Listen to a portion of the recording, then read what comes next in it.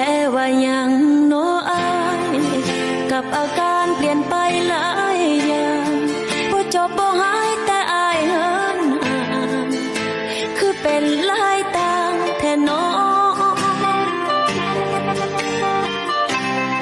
ก็จักมันยุ่งก็จักมันยากอีหยังแต่บ่แค่กันคือเก่าเลยเนาะ